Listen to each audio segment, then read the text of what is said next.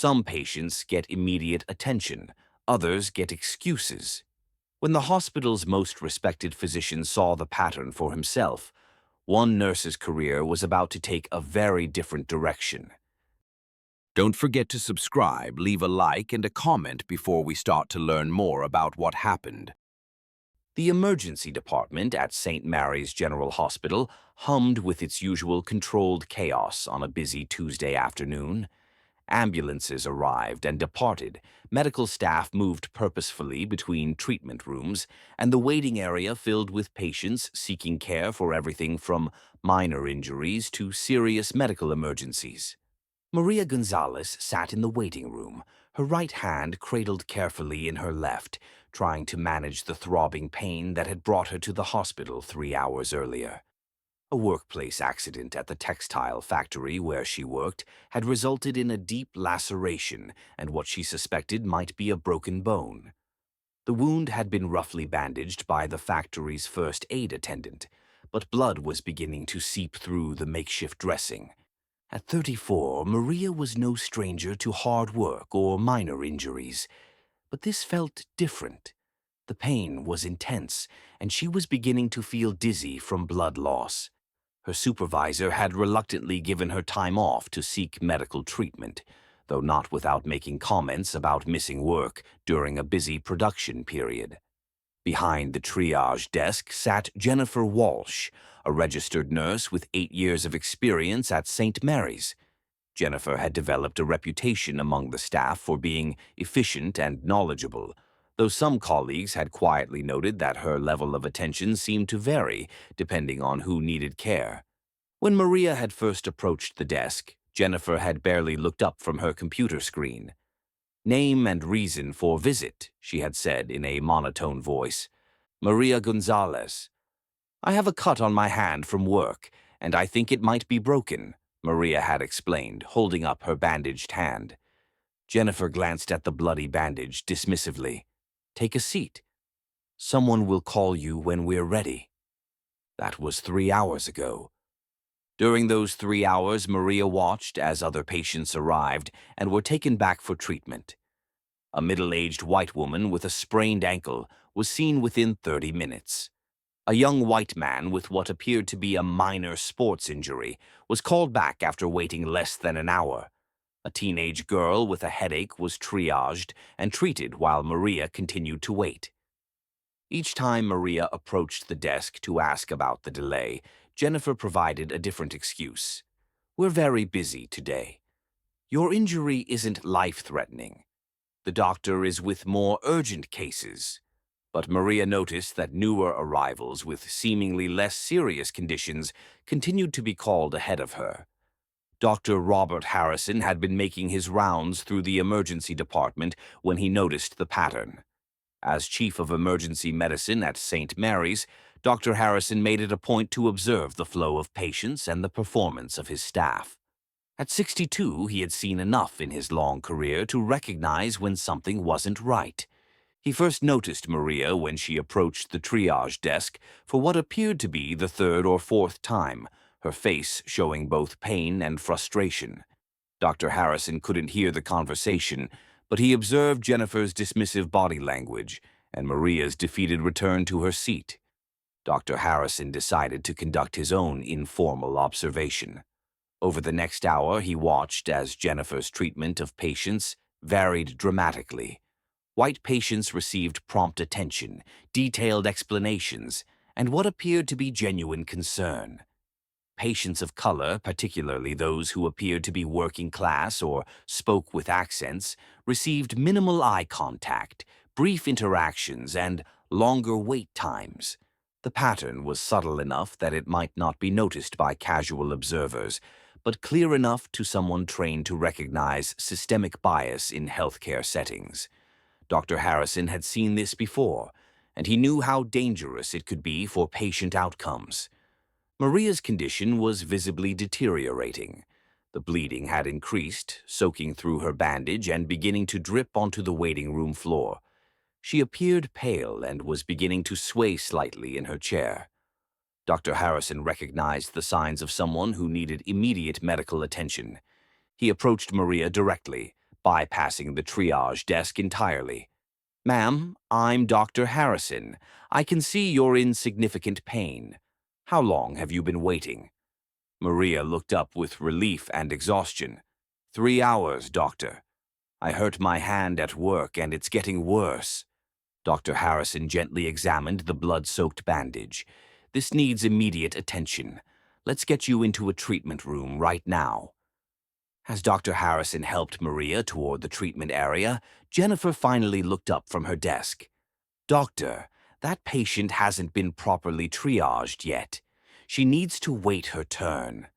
Dr. Harrison turned to face Jennifer, his expression serious but controlled.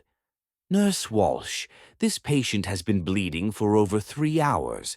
She shows signs of significant blood loss and needs immediate care." "I assessed her earlier," Jennifer replied defensively. "It's not urgent. There are other patients who arrived after her and have already been treated," Dr. Harrison interrupted quietly. "We need to discuss this after I've taken care of this patient." Jennifer's face flushed as she realized that Dr. Harrison had been observing her work patterns. Around them, other staff members had noticed the interaction, though they pretended to focus on their own duties. Dr. Harrison escorted Maria to Treatment Room 3, where he began a thorough examination of her injury. The laceration was deeper than initially apparent, extending down to the tendon.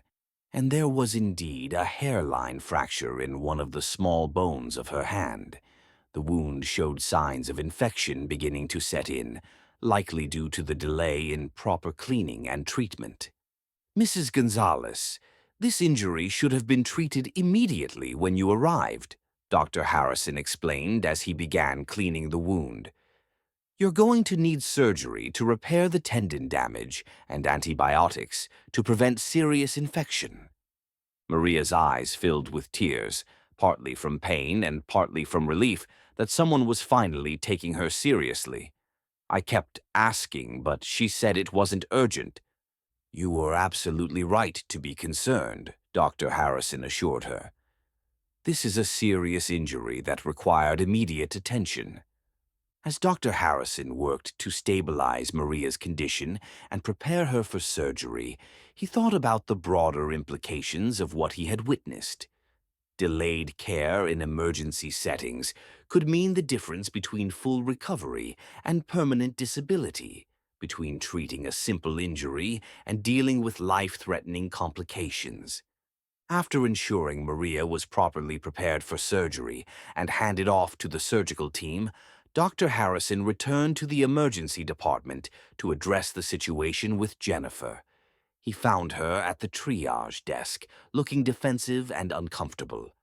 "Nurse Walsh, I need to speak with you privately," Dr. Harrison said, gesturing toward a small office near the nurses' station. Jennifer followed reluctantly, her mind racing through possible explanations for her treatment decisions. The office was small and sterile, with medical charts lining the walls and the distant sounds of hospital activity providing background noise.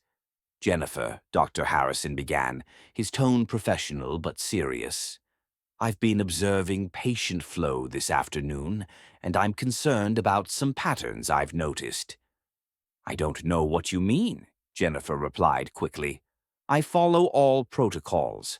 I triage patients according to severity of injury." Dr. Harrison pulled out a small notebook where he had been recording his observations. "In the past 4 hours, I've noted significant disparities in wait times that don't correlate with medical urgency. Can you explain why Mrs. Gonzalez, who had a serious laceration with suspected fracture, waited 3 hours while patients with minor injuries were seen immediately?" Jennifer shifted uncomfortably in her chair. Her injury didn't appear that serious initially. Sometimes these things are hard to assess. "But you didn't reassess her condition despite clear signs of deterioration," Dr. Harrison continued. "You also didn't document any follow-up examinations in her chart." The conversation was interrupted by a knock on the door. Dr. Susan Martinez, the hospital's chief nursing officer, entered the room. She had been contacted by another nurse who had witnessed the earlier interaction and was concerned about potential patient care issues. Dr. Harrison, I understand there's been an incident involving patient care standards, Dr. Martinez said, her expression serious. Dr. Harrison briefed Dr. Martinez on his observations and Maria's case specifically. As he spoke, Jennifer's defensive posture gradually gave way to the realization that her actions had been documented and witnessed by multiple people. Jennifer, Dr. Martinez said after hearing the summary, these are very serious allegations. Differential care based on patient demographics is not only unethical, it's potentially dangerous and violates our hospital's core values. I never intentionally. Jennifer started, then stopped, seeming to realize that intent might be less important than impact. Dr. Harrison leaned forward slightly. Jennifer, I want you to think carefully about your interactions with patients today. Were your assessments based purely on medical criteria, or did other factors influence your decisions? The question hung in the air as Jennifer struggled with how to respond. She had always considered herself a good nurse, someone who provided quality care to all patients. But forced to examine her own behavior under scrutiny, she began to recognize patterns she had never consciously acknowledged. I don't think I was treating people differently on purpose, Jennifer said quietly. But maybe I made assumptions about who really needed immediate care. It was the first acknowledgement that her treatment of patients might have been influenced by unconscious bias, and both Dr. Harrison and Dr. Martinez recognized it as a potential turning point. Jennifer, Dr. Martinez said, we're going to need to conduct a formal review of this incident. You'll be suspended from patient care duties pending that review. We'll also be implementing additional training on cultural competency and bias recognition for all staff. Jennifer's face went pale as the full implications of the situation became clear. Will I lose my job? Dr. Harrison looked at her with an expression that mixed disappointment with something that might have been understanding. That will depend on the results of the investigation and your willingness to acknowledge and address these issues. The formal investigation that followed revealed a pattern of differential care that extended beyond just Maria's case. Patient complaints that had been dismissed as isolated incidents were reviewed and found to show troubling trends. Wait times, pain medication administration, and quality of communication all showed statistical disparities based on patient demographics. Jennifer was ultimately terminated from her position at St. Mary's, though the hospital used her case to implement comprehensive bias training for all staff members. The incident became a catalyst for examining and improving patient care standards throughout the medical center. Maria's surgery was successful, though the delay in treatment meant a longer recovery period and permanent limitations in hand mobility that might have been prevented with immediate care. She filed a formal complaint with the hospital and eventually received compensation for the additional medical expenses and lost wages resulting from the delayed treatment. Dr. Harrison used the incident as a teaching moment for medical students and residents, emphasizing the importance of advocating for all patients, regardless of their background or circumstances. He developed a comprehensive curriculum on healthcare equity that became a required component of the hospital's medical education program. The case studies he created from Maria's experience and similar incidents were used in medical schools throughout the region. Dr. Harrison frequently spoke at conferences about healthcare disparities, using real data from St. Mary's to illustrate how bias could impact patient outcomes and what healthcare leaders could do to address these issues. He began conducting regular observations of patient care patterns and implemented systems to identify and address potential bias before it could impact patient outcomes. This included statistical monitoring of wait times, pain medication administration, and patient satisfaction scores, all analyzed by demographic factors to identify potential disparities. Dr. Harrison also established mentorship programs pairing experienced physicians with newer staff members, with explicit focus on ensuring equitable patient care. He created safe spaces for staff to discuss challenging cases and potential bias issues without fear of punishment, recognizing that addressing implicit bias required ongoing dialogue and education rather than just policy changes. The case also led to broader changes in hospital policy. St. Mary's implemented mandatory bias training for all staff, created a patient advocate position to help navigate care concerns, and established anonymous reporting systems for staff to report concerns about differential treatment. 6 months after the incident, Dr. Harrison received a letter from Maria thanking him for his intervention and advocacy. She had returned to work with accommodations for her hand injury and had become an advocate for patient rights in her community. The letter reminded Dr. Harrison why he had chosen medicine in the first place: to provide care and healing to all people, regardless of who they were or where they came from. It also reinforced his belief that healthcare providers had a responsibility not just to treat illnesses, but to treat all patients with dignity and respect. Jennifer's replacement, a nurse named David Chen, brought fresh perspectives and a strong commitment to equitable care. The department's patient satisfaction scores improved significantly, and complaints about differential treatment decreased dramatically. The incident at St. Mary's became a case study used in nursing schools and medical training programs across the region, illustrating how unconscious bias can impact patient care and the importance of systemic approaches to addressing healthcare disparities.